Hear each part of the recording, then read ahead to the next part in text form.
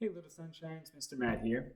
I want to talk to you guys about ways to develop scissor skills. Now, scissor skills are something that happen much later, but there are lots of things that we can do in the meantime to help develop this motion and this pattern, develop the hand strength and motor patterns to be able to use scissors as we get a little bit older.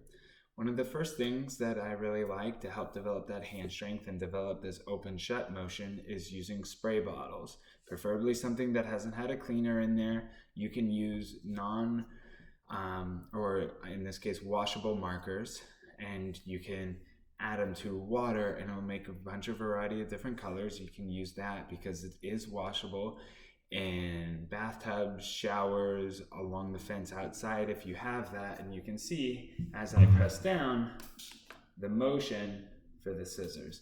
Sent water flying everywhere. Clean that later.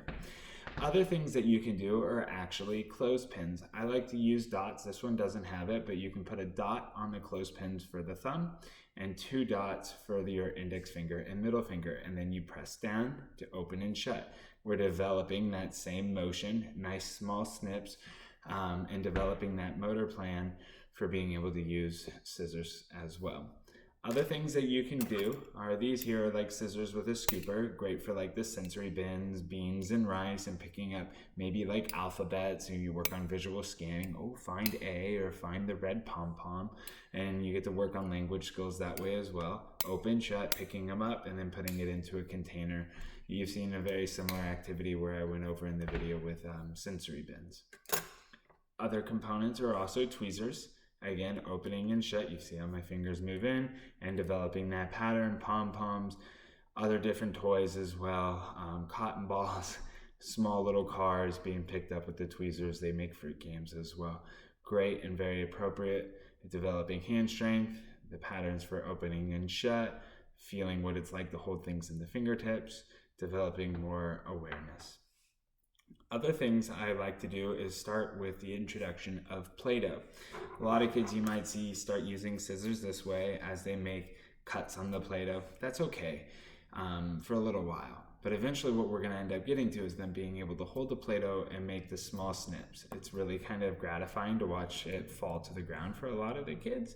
And in addition to that, the Play-Doh provides a little bit of resistance to build that hand strength as you're opening and shutting the scissors in order to make those cuts. Once you get to the Play-Doh and getting really good at that, this here is just a strip of paper. It might be like 1.5 centimeters wide, and this is construction paper. Again, I like the thickness of it. It's stiff, it won't crumble away and start folding on a child as they're cutting, and then you can see you can make the little snips. Other things that I actually like to do is use plastic straws. Yes, I know, plastic straws, but they're great because they fly away. When you snip them, they shoot away. And then you can work on lacing and maybe making a necklace. You can color them and work on some sequencing as well. Once they get really proficient at that smaller one, you can start moving to like thicker paper, and you can see how I'm going up like this. And making multiple snips to make this fall down.